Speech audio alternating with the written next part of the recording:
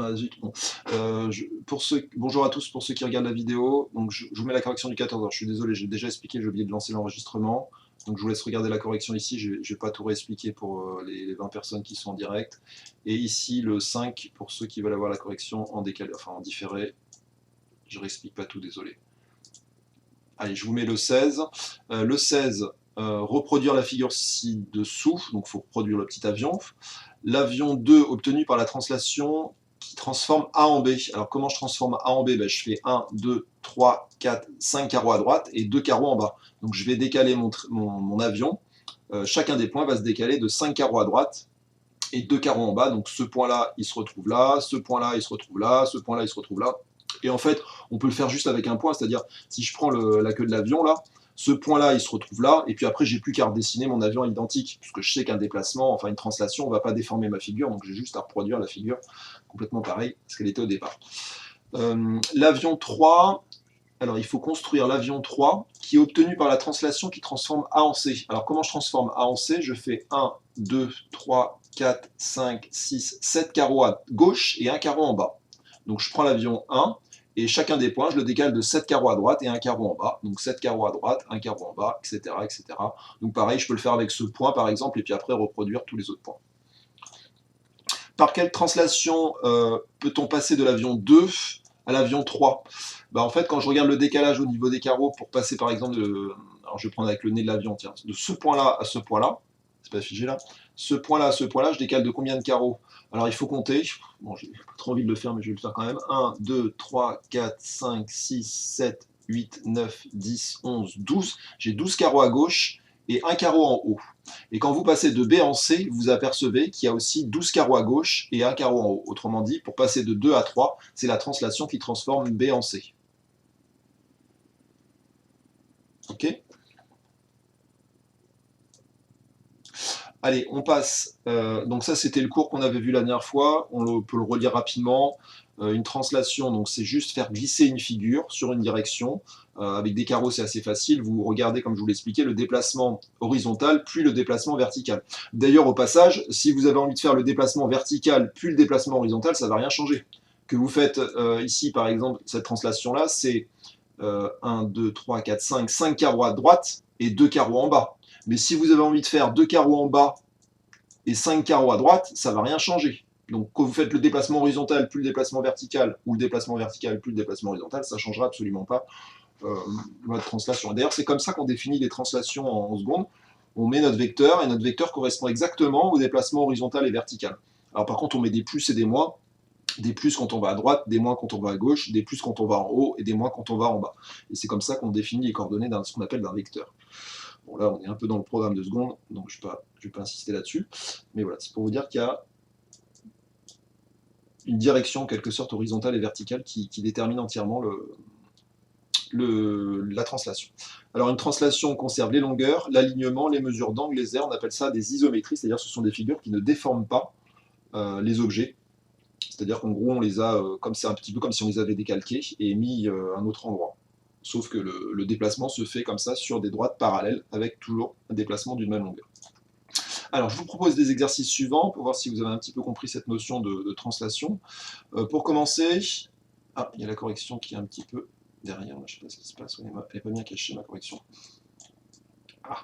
Bon, j'espère que vous n'avez pas vu, sinon je vais l'agrandir.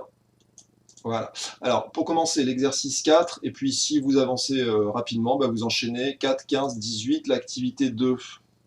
Alors, tout ça, c'est la page 201, 204. Après, lire le 2, l'exercice 1 qui est corrigé, donc là, c'est juste une lecture qui est à la page 203, et après les exercices 2 et 3. Alors, on commence par l'exercice 4. Mais là, on ne voit pas très bien l'énoncé.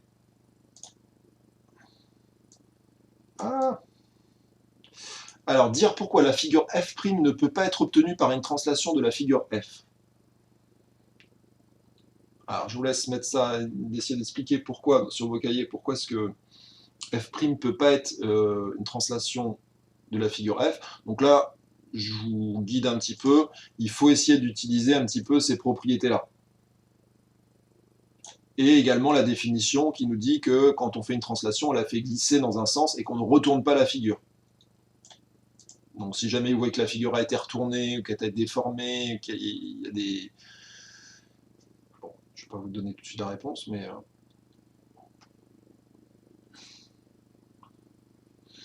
Alors le A, effectivement, je vois des réponses dans le chat, j'attends un petit peu que tout le monde ait le temps de chercher.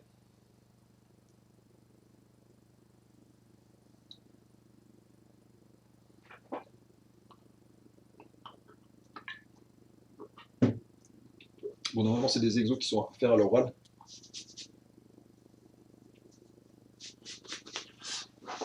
Alors pour le 1, Victor nous dit car elles ne sont pas pareilles, Émilie nous dit elles n'ont pas la même taille. Bon, ça peut la même réponse, effectivement. Bon, vous avez raison, effectivement. On l'a vu tout à l'heure, on l'a lu ici. Les longueurs sont conservées.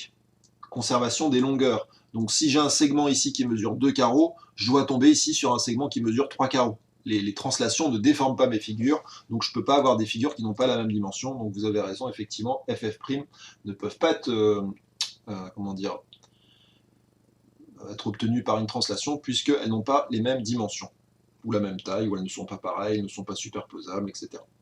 Pour le B, qu'est-ce que vous me proposez? Qu'est-ce qui nous fait dire que f et f' ne peuvent pas être obtenus par une translation?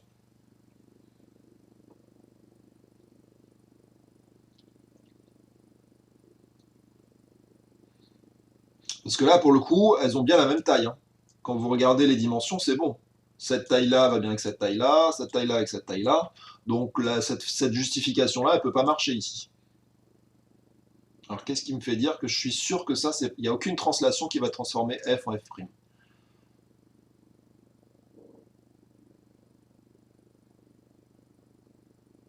Il n'y en a que 2 qui participent là. Bon, sinon vous le faites sur vos cahiers, mais... Alors, en miroir, il y a un autre terme en mathématiques, Phoebe et Pierce, pour définir ça. Mais je comprends l'idée de ce que vous voulez dire, effectivement. Bon, j'arrête là pour le B. Effectivement, c'est une symétrie, tout à fait, Lily Rose. Il y a une symétrie. Alors, il y a 2 types de symétrie. Il y a les symétries centrales et les symétries axiales. Ici, clairement, on passe de f, f' par une symétrie axiale, plutôt que de parler de miroir, même si on comprend tout à fait Phoebe et Pierce. La vraie transformation qui transforme f en f', c'est la symétrie d'axe. On voit ça en 6e, avec cet axe-là. D'accord? Et clairement, quand on fait ça, en fait, on retourne la figure. C'est comme si vous l'aviez décalqué et que vous aviez retourné votre calque. Et ça contredit ici le fait qu'on n'ait pas le droit de retourner sa figure. C'est écrit ici qu'on n'a pas le droit de retourner. Et là, c'est exactement ce qui a été fait. La figure, elle a été retournée. C'est-à-dire que notre calque, on l'a mis de l'autre côté. Donc ça, c'est ce qui fait que ça ne peut pas être une translation pour le B, puisque la figure a été retournée. Comme je vous l'ai dit ici, c'est écrit retourner, et ça, c'est pas possible. On ne fait jamais ça dans des translations, on ne retourne jamais la figure. Enfin, votre calque n'est jamais retourné, il est juste déplacé sur des segments parallèles et de même longueur. Enfin, pour la C, bon, pour la C, il n'y a pas de difficulté, effectivement. Si vous avez compris le A, bah, le C, c'est exactement la même idée. C'est-à-dire que ce segment-là, alors même, il y a un peu du B et du C, puisque non seulement ça a été retourné, alors il y a une sorte de symétrie, et en plus, il y a cette longueur-là, donc là, il y a plein de choses. Il y a le fait qu'on est retourné, et en plus, il y a le fait que les segments n'aient pas tous la même longueur. Donc là, je ne sais pas ce qu'ils ont mis dans la correction. Voilà, bon, ils ont mis pas les mêmes dimensions, mais effectivement, en plus, ça a été retourné, donc ça ne peut pas être beau. Donc voilà, je vous laisse corriger pour ceux qui n'avaient pas trouvé les réponses. Pour le A, pas les bonnes dimensions, pas les mêmes dimensions, pardon. Pour le B, il faut dire que ça a été retourné, et ça, c'est incompatible avec une translation. Et pour le C, il fallait dire que les figures n'ont pas la même dimension, donc c'est la même chose que le A. Vous pouvez mettre même raison que A, ou voir A, si vous n'avez pas envie de tout recopier, vous mettez voir petit a, ou même raison que A. Allez, je passe au 15, je passe pas trop de temps sur cet exercice, il n'y a pas de difficulté, c'est juste pour vous faire comprendre que les translations sont ce qu'on appelle des transformations qui s'appellent des isométries, c'est-à-dire qu'elles ne déforment pas vos figures. Alors le 15, c'est assez facile je pense, on vous donne une figure à reproduire, donc vous devez refaire ce petit drapeau, prévoyez de la place à gauche et prévoyez de la place à droite de votre drapeau, et ensuite on vous demande de construire le drapeau obtenu par la translation qui transforme A en B, puis après A en C. Allez, je vous laisse un peu de temps, et vous me dites quand c'est fini. Là, normalement, il n'y a pas de grosses difficultés, c'est un peu du même genre que ce qu'on avait fait avec l'avion.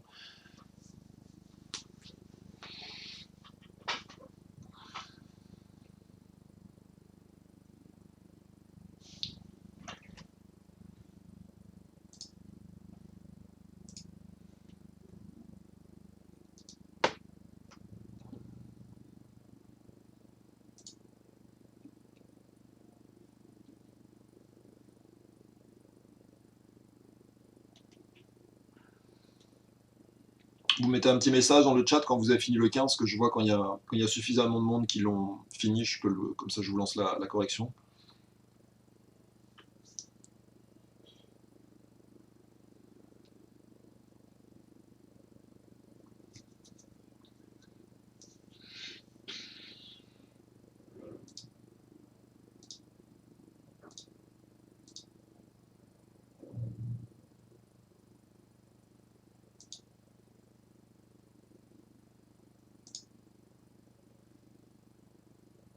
Non, qu'est-ce que j'ai fait? Pardon.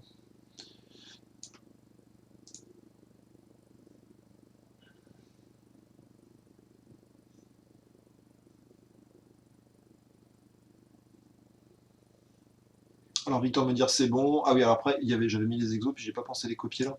D'habitude je fais un copier-coller et là. Donc si vous avez fini le 15, vous pouvez enchaîner sur le. J'avais mis 18 après. J'ai pas pensé à recopier la liste des exos. Alors comment je mets ça devant? C'est pas très pratique. Donc après il y a le 18. C'est pas très clair mon truc là, on confond les noms avec ça. Hop. Alors Phoebe, Victor, on va attendre qu'il y en ait un peu plus. Après j'ai l'impression qu'il y en a qui peuvent pas écrire dans le chat ou qui veulent peut-être pas trop écrire.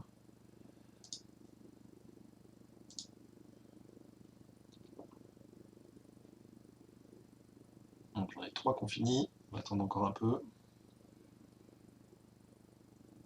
Donc la translation qui transforme A en B, bah, vous regardez, vous le faites avec des carreaux. Hein. Vous regardez de combien de carreaux vous avez décalé pour aller de A en B.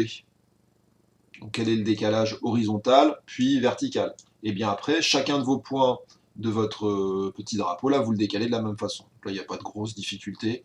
Ah, ça bug, mais ça se relance. Je vérifie que c'est pas figé. Non, c'est pas figé. Alors Gabriel, c'est bon aussi, on en a 1, 2, 3, 4, 5, on va attendre un tout petit peu plus.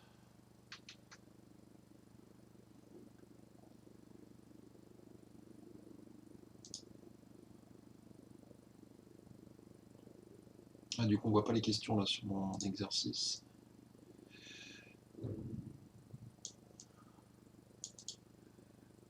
Je vais réduire ça. Désolé, c'est écrit petit, mais c'est que j'ai pas la place là. Donc après, c'est l'exercice 18, hein, si vous n'arrivez pas à lire les exos en haut. Donc c'est la translation qui transforme A en B, puis A en C. Et exercice 18 à faire après, qui sont dans les pages 201, 204.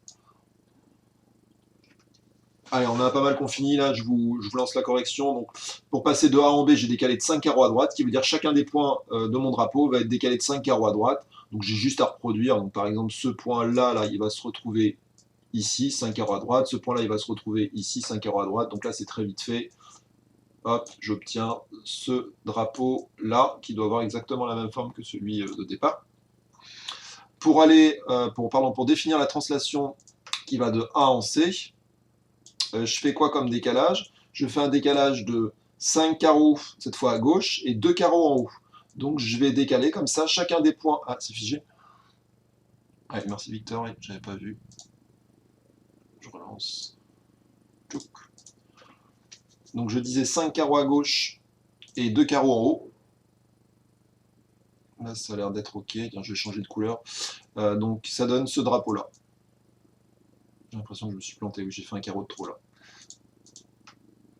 4 carreaux de hauteur, 2 carreaux en haut, c'est ce qui se passe. Bon, mon quadrillage n'est peut-être pas parfait, j'ai fait des copier-coller du quadrillage pour l'agrandir un petit peu. Voilà ce qu'on obtient pour le petit A et le petit B, donc ça c'est le petit A bien sûr. Petit A, je mets ici, et ça c'est le petit B. Donc celui-là a été fait en bleu, et celui-là a été fait en rouge. Ok, bon, il n'y a pas de grosses difficultés sur cet exo, j'insiste pas. Je pense que ça doit aller. C'est figé, non, c'est plus figé. On avance. Alors l'exercice, après j'avais mis 18. Alors le 18, cette fois, c'est un petit peu plus dur parce qu'il n'y a pas de quadrillage. Donc là, je ne sais pas si vous avez, j'espère que vous avez pensé à regarder la petite vidéo que je vous avais mis là. Il y a un prof de maths là qui explique comment faire ça justement sans quadrillage. Alors réalisez cette figure sur laquelle les droites D1, D2 et D3 sont parallèles. Donc déjà, je pense que vous pouvez tracer 3 droites parallèles.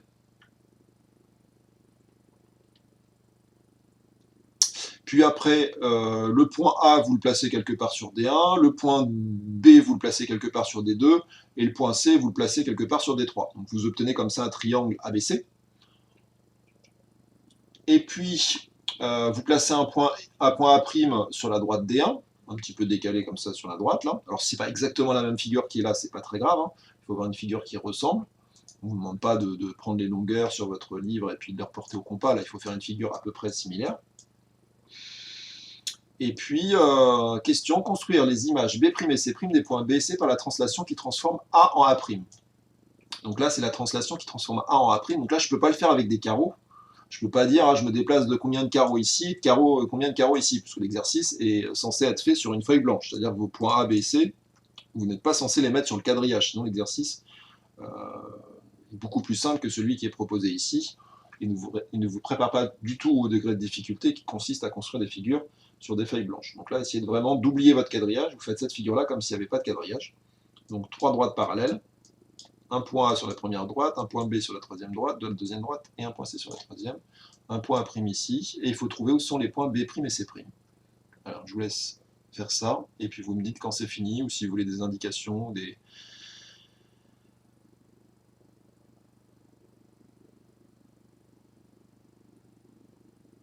petits conseils, vous me demandez de l'aide.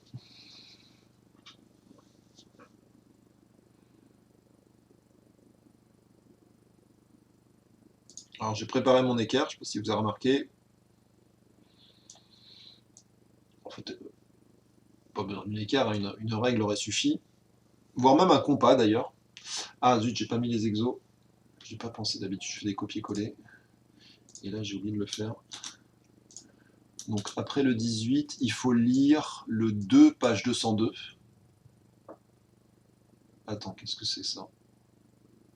Mais normalement, il y a une activité à faire. Non, qu'est-ce que je raconte? Oui, c'est activité 2, page 2. C'est l'activité 2, pardon. Après le 18, c'est l'activité 2 qui doit être à la page. Bah, je pense que c'est 202, ouais, pour le coup. Pardon, il y a mon livre qui s'est mis devant, je l'enlève. Quatrième. Bon, enfin, c'est dans les pages 200. L'activité 2, page 200. 200, là, apparemment. J'ai mon livre qui traîne, là, je sais pas ce qui se passe. Ouais, c'est ça, c'est 201. Donc là, c'est sur les rotations, c'est les deux transformations qu'on voit en quatrième. En fait, en sixième, vous voyez les symétries axiales. En cinquième, vous voyez les symétries centrales. En quatrième, vous voyez les translations et les rotations. Et en troisième, vous voyez ce qu'on appelle les homothéties, qui sont des agrandissements en quelque sorte.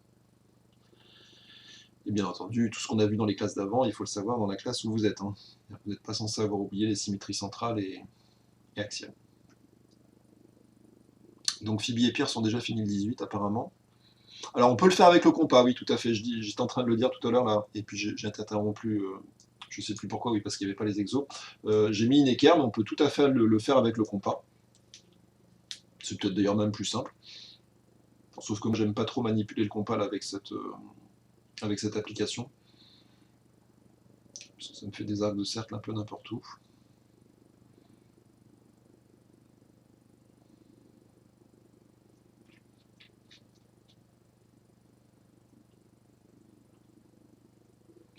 Donc vous me dites quand c'est fini, là pour l'instant il n'y a que Pierre et Phoebe qui auraient fini ça.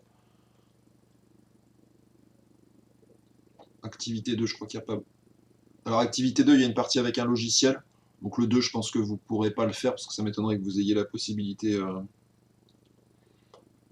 enfin, si vous avez l'ordi allumé et que vous voulez faire avec GeoGebra, bah, vous pouvez essayer. Mais du coup, vous n'aurez plus trop ce que je suis en train de faire sur l'écran.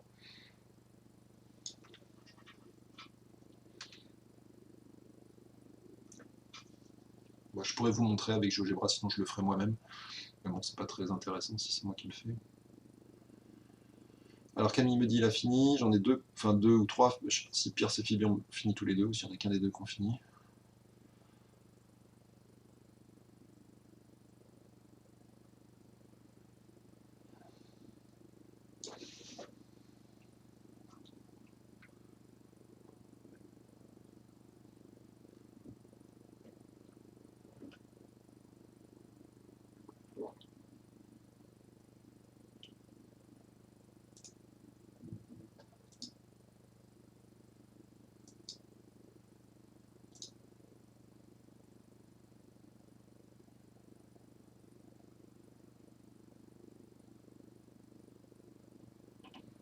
Alors Émilie c'est bon aussi, Victor c'est bon. J'aimerais bien en avoir un petit peu plus. Qui ont fini.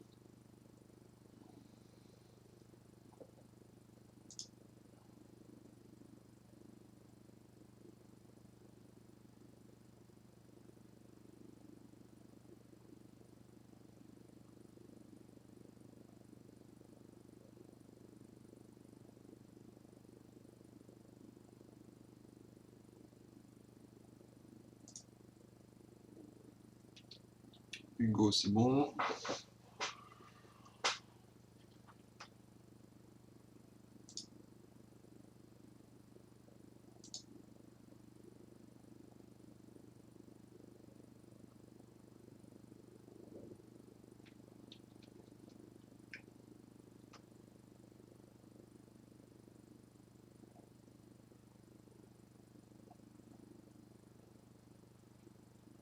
Donc 3 droites parallèles, un point A2 sur la première, un point B sur la deuxième, un point C, ABC, et après on décale. Alors comment est-ce qu'on réalise cet exo là pour ceux qui sont bloqués, parce qu'on est que 5 qui me disent qu'ils ont fini, alors que c'est pas très très long à faire. En fait, il faut regarder la translation qui transforme A en A'. Donc en A', on ne peut pas le faire avec un déplacement vertical horizontal, mais en fait on a des droites parallèles, donc ça c'est nickel pour tracer des translations, puisqu'on sait que ça va toujours se déplacer sur cette direction-là. Et j'ai juste à regarder. Ah, ça a sauté. Ça a sauté, je sais pas pourquoi.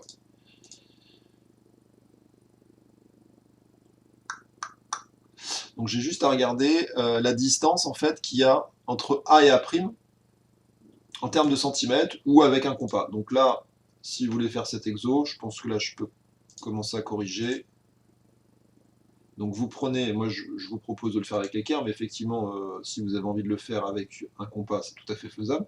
Vous regardez la longueur qui est entre A et A', donc là je prends mon équerre, et je mesure la longueur qui est entre A et A'. Je lis moi sur ma figure 8,35. Non, je suis pas tout à fait sur le zéro là.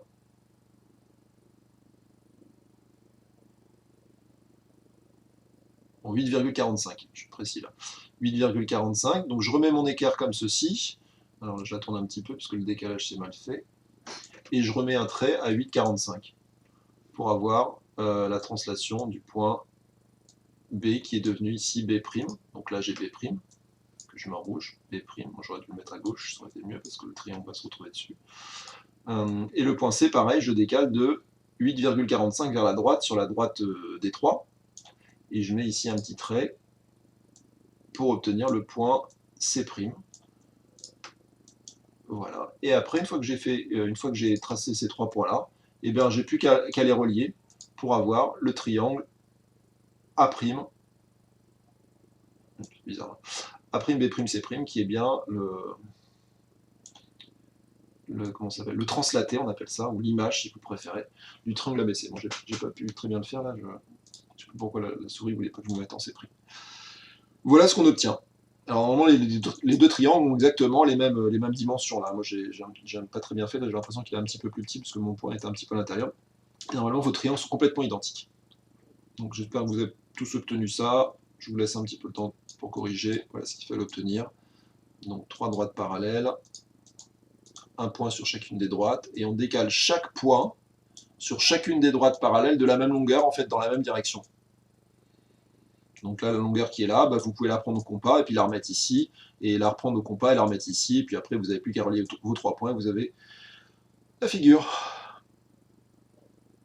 Donc j'espère que ça commence à aller là pour les translations, c'est pas bien dur, hein. Quand vous avez un quadrillage c'est très facile, déplacement horizontal et vertical, et quand vous avez comme ça une feuille blanche, eh ben, il faut tracer des parallèles, et puis se déplacer toujours de la même longueur sur ces parallèles pour pouvoir faire les translations, en ayant bien entendu un point de départ et un point d'arrivée en référence pour savoir le déplacement, enfin, la longueur du déplacement et la direction du déplacement. Allez, on passe à l'activité 2 qui introduit les rotations. Donc si vous avez la possibilité de faire le 2, vous pouvez essayer de le faire sur GeoGebra. Sinon, vous passez directement à la suite là. Alors qu'est-ce qu'on vous dit dans cette activité? Découvrir la rotation. Avec du papier quadrillé, reproduire cette figure qui représente une nacelle. D'accord? Donc vous refaites ça sur votre cahier. Alors prévoyez de la place un peu partout autour, puisqu'on va faire une rotation de la figure, donc prévoyez de la place au-dessus, prévoyez de la place à gauche, prévoyez de la place à droite, pour pouvoir faire la suite de l'exercice. D'accord? Donc vous me reproduisez ça. Et ensuite, petit b, dessinez la nacelle après une rotation de 90 degrés autour du point haut dans le sens de la flèche. Puis après de 180 degrés autour du point haut dans le sens de la flèche. Et vous me dites quand vous avez fini l'activité 2, peut-être qu'il y en a qui avaient déjà d'ailleurs commencé, voire même terminé l'acte 2.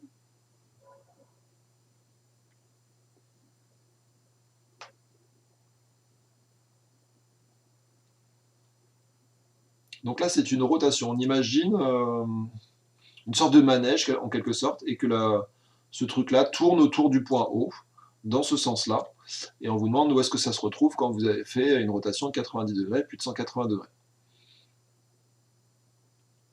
Alors ce qui est bien avec 180 degrés, c'est qu'on va retomber normalement sur des transformations que vous connaissez déjà.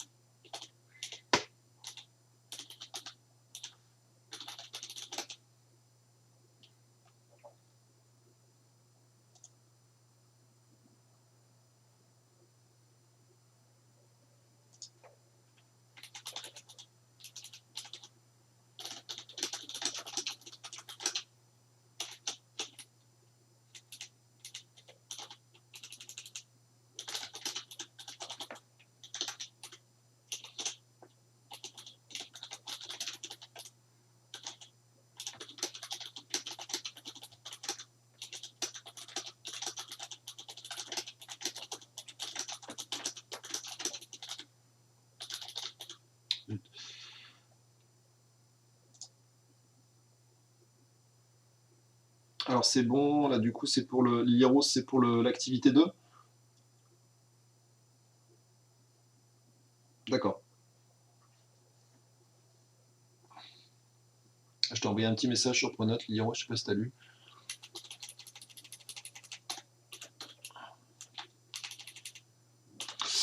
Alors Louis, visiblement, il n'arrive pas. Bon, Louis, il a des problèmes techniques. Donc je suis en train de lui écrire.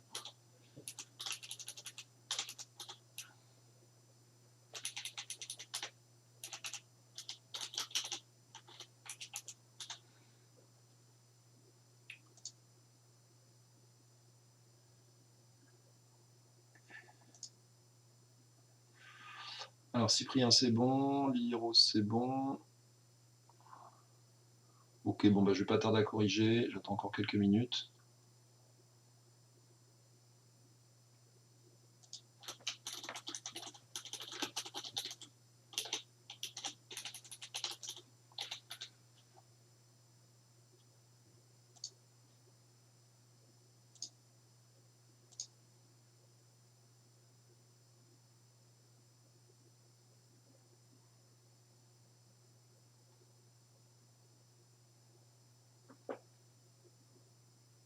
Alors c'est bon. Donc, allez, je lance la correction pour celui-là. Donc je le fais pas à pas avec vous. Donc 90 degrés. Donc on imagine comme un manège là qui tournerait autour de cette roue. Donc du coup ce segment-là, là, il va se retrouver bien ici. Alors il aura toujours la même longueur, 3 carreaux.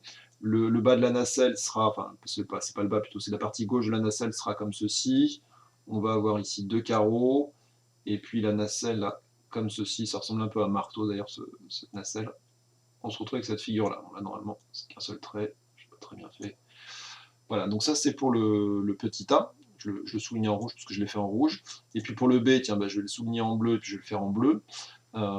Lorsque j'ai fait une rotation de 180 degrés, chacun de mes points vont faire en fait un demi-tour, cette fois autour du point haut. Donc tout à l'heure, ce point A, il était passé là. Ce point-là, il a fait un quart de tour, il est passé là, etc.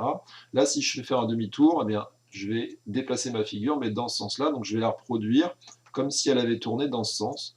Donc je sais pas comment on appelle ça, le manche en quelque sorte, on va se retrouver ici. On va avoir la partie supérieure qui va être comme ça. Alors ça, c'était à droite, mais quand je vais faire la rotation, ça va être à gauche, c'est-à-dire que la pointe va se retrouver plutôt sur la gauche. Alors j'ai plutôt 3 carreaux d'ailleurs, pourquoi j'ai fait que 2 carreaux? J'en ai 3 ici. Voilà, ça va être comme ça. Ici j'ai un angle droit, et puis ça va ressembler à ça. Hop. Voilà la figure qu'on va obtenir. Donc là on a fait ce qu'on appelle une rotation, c'est-à-dire qu'on a fait tourner la figure autour de haut, donc là on a fait tourner de 90 degrés, et là on l'a fait tourner de 180 degrés. Et ça, je ne sais pas si vous vous souvenez, mais c'est exactement ce que vous aviez fait en en cinquième, quand vous avez fait les symétries centrales. Les symétries centrales, ce sont des demi-tours autour d'un point, et ça correspond exactement aux rotations avec des angles de 180 degrés. Alors, des petites remarques. Déjà, au niveau du sens de la flèche, alors ça, on peut le dire aussi avec les sens des aiguilles d'une montre, ça on peut dire que c'est dans le sens inverse des aiguilles d'une montre. En mathématiques, on appelle ça le sens trigonométrique, bon ça c'est pour les premières, donc on va attendre un petit peu avant de parler de sens trigo, donc dans le sens inverse des aiguilles d'une montre. Une autre petite remarque, je ne sais pas si vous avez remarqué, mais 180 degrés, finalement, le sens de la flèche, on s'en moque un peu. Alors pourquoi? En fait, que vous ayez tourné dans ce sens ou dans ce sens, quand vous faites 180 degrés, c'est pas très grave, vous allez arriver au même endroit. Donc la seule rotation ou le fait de ne pas préciser le sens, c'est pas trop grave, c'est pour les rotations de 180 degrés. Et c'est ce qui se passe puisqu'on parle en général de symétrie centrale. Symétrie centrale, ce sont exactement ça, ce sont des demi-tours. D'accord? Alors j'essaie de vous montrer ça rapidement avec GeoGebra. Je vais essayer de le trouver. GeoGebra.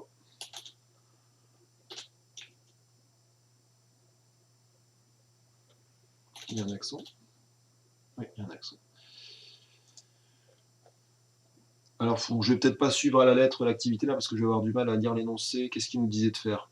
À l'aide du quadrillage, construire cette figure, cacher ensuite le quadrillage, créer l'image de la nacelle par la rotation de 165 degrés. Bon, je peux faire même mieux que ça. Je vais vous le faire avec tous les angles possibles. Je montre rapidement, fichier nouveau. Je construis la nacelle. Alors, on vous demandait de faire, si vous le faites avec GeoGebra, un segment. Déjà, ça commence mal. Le point est mal placé. Je me souviens plus trop. C'était 3 carreaux, je crois, comme ça. Bon, je crois que c'était ça. Hop. J'espère que je ne me plante pas. Attendez, sinon je regarde sur le livre. Ouais, c'est ça. Et puis après, alors je crée. Donc je peux le faire en fait avec n'importe quel angle. Donc pour ça, je crée ce qu'on appelle une variable qui va correspondre à un angle. Alors je vais aller de 0 jusqu'à 360. Tiens, c'est très bien. Et je vais appeler cet angle-là l'angle A. Voilà. Donc mon angle A, en fait, je pourrais le varier à tout moment. Je peux le changer entre, le faire varier entre 0 et 360 degrés, ce qu'on appelle une variable. Et maintenant, je vais définir la rotation. Donc je fais une petite variante par rapport à l'exercice proposé. Là, je vous pose quelque chose d'un petit peu plus riche. Alors le problème, c'est que là, j'ai pas qu'un seul objet, j'en ai plusieurs. Je sais pas comment faire ça. Ah si, je sais. Je vais créer un polygone qui va reprendre chacun des points. Et comme ça, je pourrais tracer la rotation avec un seul objet. Et il ne veut pas me fermer mon truc. Ah, c'est embêtant. Ah, ça marche pas ce que je voulais faire. Je voulais qu'il me le fasse en un seul coup. Bon, sinon je vais créer juste ce polygone-là. On n'aura que la tête de la nacelle, tant pis. Donc rotation, rotation. Alors il faut définir ces écrits-là. L'objet à tourner, le centre, puis l'angle. Donc l'objet, c'est ça. Le centre, c'est A, c'est le point autour duquel on tourne. Et l'angle, bah, je vais l'appeler A, comme ça je pourrais utiliser la valeur que je veux. Alors dans quel sens? Dans le sens anti-horaire ou dans le sens horaire? Bah, on était dans le sens anti-horaire dans l'exercice. Et puis bah, si je veux faire 65, regardez, alors par contre j'ai pas le manche. J'ai pas le manche, alors je pourrais le refaire, remarquez, je peux faire avec le manche. Je peux demander une deuxième rotation, construire juste l'image du manche, A, et par rapport à A, comme ça j'aurai les deux. C'est pas très long à faire. Normalement, il y a la manche qui se construit aussi. Voilà. Donc là, je l'ai fait en 2 temps. J'ai fait la nacelle puis le manche. Et donc là, quand je suis à 0, je fais une rotation de 0 degré, je fais rien du tout. 90 degrés, je suis bien ici. Là, on était tout à l'heure. 65 degrés, ben, je crois que c'était ce qui était demandé dans l'exercice. Bon, j'arrive pas trop à le trouver. Là, je suis quasiment à 65. Je suis à peu près ici. 180 degrés, je suis comme c'était dans la question 1, ici. 270 degrés, je suis là, et puis 360 degrés, je reviens au point de départ. Donc voilà toutes les rotations que je peux faire de ma figure autour de A. Je peux le déplacer, ça, c'est pas très intéressant. Voilà. Hop, hop, hop. Donc avec GeoGebra, voilà ce qu'on peut faire. Je sais pas si je peux lancer une animation. Animation, il n'y a pas un truc comme ça, voilà, comme ça je peux animer ma variable. Je sais pas ce qu'il va faire quand il va arriver à 360, est-ce qu'il va s'arrêter ou est-ce qu'il va revenir dans l'autre sens? Ah, il revient dans l'autre sens, super. Donc là j'ai toutes les rotations possibles de ma nacelle. Rotation, donc... Ah, tiens, ça c'est bloqué, non, c'est bon. Rotation, il y a 3 choses à dire quand vous faites une rotation. Le centre, le sens et l'angle. Alors, il y en a qui m'ont dit qu'ils avaient déjà fini l'exercice 3. Alors, si vous avez fini l'exo 3, vous pouvez regarder deux exos peut-être un peu plus compliqués sur les rotations. Attendez, je vous dis ça tout de suite. Alors, l'exo 3, c'était ça et ça. Je vais peut-être pas vous mettre celui-là.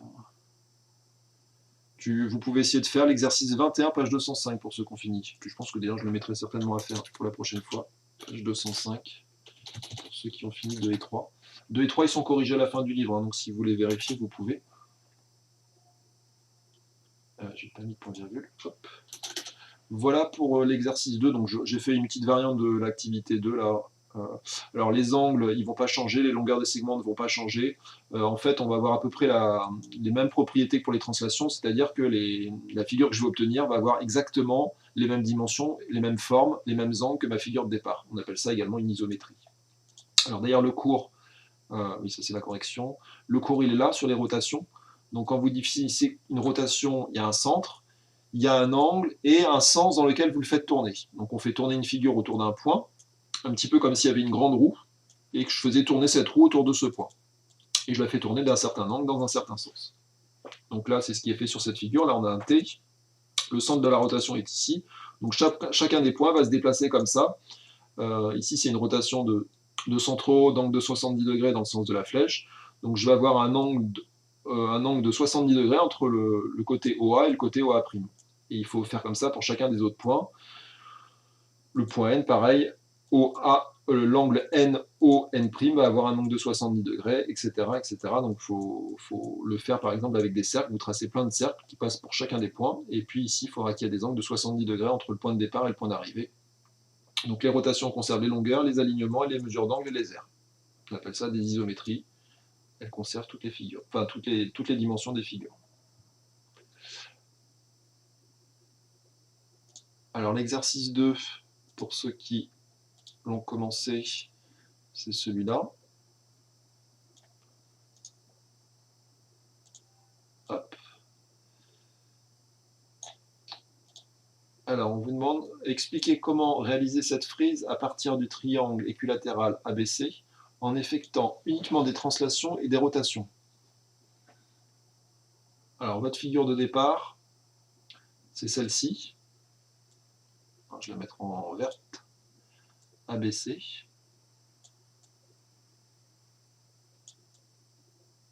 Alors comment j'obtiens déjà les autres triangles?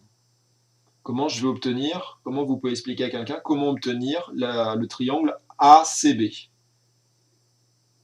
Comment expliquer à quelqu'un comment est-ce qu'on peut obtenir le triangle ACB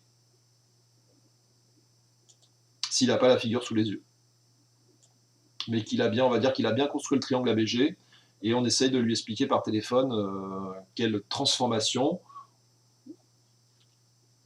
faut-il faire au triangle ABG pour obtenir le triangle ABC.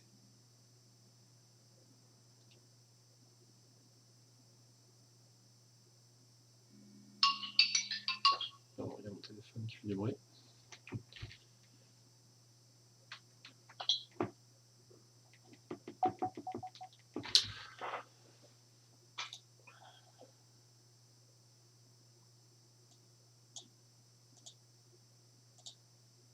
Alors, il y a pas mal de textes à écrire. Hein.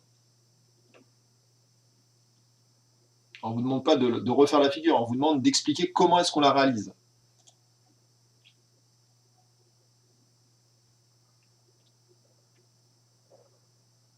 Alors 180 degrés,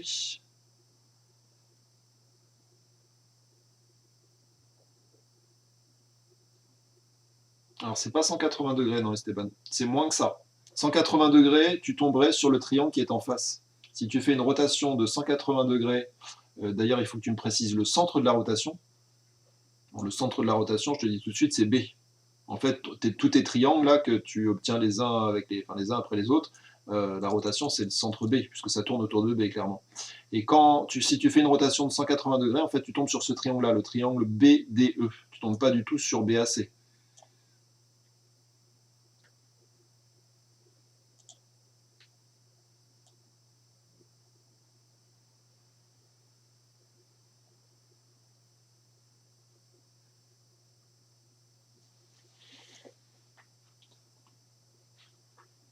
Alors bon, je vois l'heure qui tourne là. Alors je vous corrige ça à l'oral. Je suis en train de regarder la correction, c'est assez long. Je vous explique ça rapidement à l'oral. J'obtiens en fait ce triangle-là, le triangle que j'ai mis en rouge. Comment est-ce que je passe du triangle vert au triangle rouge? En fait, je fais une rotation de centre B et d'angle 60 degrés. Et je tourne dans le sens des aiguilles d'une montre. Donc, en faisant une rotation de centre B d'angle de 60 degrés dans le sens des aiguilles d'une montre, j'obtiens ABC. Je recommence cette opération-là avec le triangle que j'ai obtenu une fois, deux fois, trois fois, quatre fois. Donc c'est-à-dire que je fais à nouveau une rotation d'angle de 60 degrés du triangle que j'ai obtenu. J'obtiens celui-là, et ainsi de suite. D'accord? Alors tu fais faire à ton triangle un tour complet sur lui-même, et à chaque fois qu'il retranscrit, tu l'écris. Je n'ai pas tout compris, Victor. Hein. Un demi-tour. Alors pour moi, il y a des rotations de 60 degrés. Il y a une rotation de 60 degrés, une deuxième, une troisième, une quatrième, une cinquième. Il y a 5 rotations de 60 degrés à faire successivement. C'est-à-dire, j'ai une figure, je fais une rotation de 60 degrés de centre A et d'angle des aiguilles, dans le sens des aiguilles d'une montre, j'obtiens une figure, et je refais à nouveau une rotation de centre B, d'angle de 60 degrés, dans le sens des aiguilles d'une montre, et ainsi de suite. Et ça, je le fais 4 fois. Après, j'obtiens une grande figure, et pour passer de cette grande figure qui est un octogone à la nouvelle, je vais faire la translation qui transforme A en E. Donc cette figure-là, je l'obtiens en translatant cette figure-là par la translation qui transforme A en E. D'accord? Et puis je recommence à nouveau cette translation, cette même translation, avec la figure que je viens d'obtenir. Et je vais obtenir la suite de la frise. Bon, là, c'est un petit peu long à écrire. Là, la correction fait quasiment. Je peux vous la mettre et éventuellement vous regarderez en décalé sur la vidéo. Mais là, ça va être un petit peu long à rédiger. Je vous la mets ici. Et puis, vous regarderez la vidéo sur YouTube, vous mettrez sur pause. Enfin, de toute manière, ça, je crois que vous l'avez à la fin du livre. Il me semble que cet exercice-là, il est corrigé. Donc, normalement, vous devez avoir la même chose que ça. Bon, je vous laisse. Je vous dis à vendredi, même heure, 9h. Je vous souhaite une bonne journée. Et puis, on va réfléchir pour le programme la semaine prochaine. Est-ce que vous préférez des créneaux d'1h30 ou 3 créneaux d'1 heure ou seulement 2 heures? Si ça vous va 2 heures, bah, je trouve pas ça très dense comme programme de maths. Mais bon, on va voir. Allez, bonne journée à tous.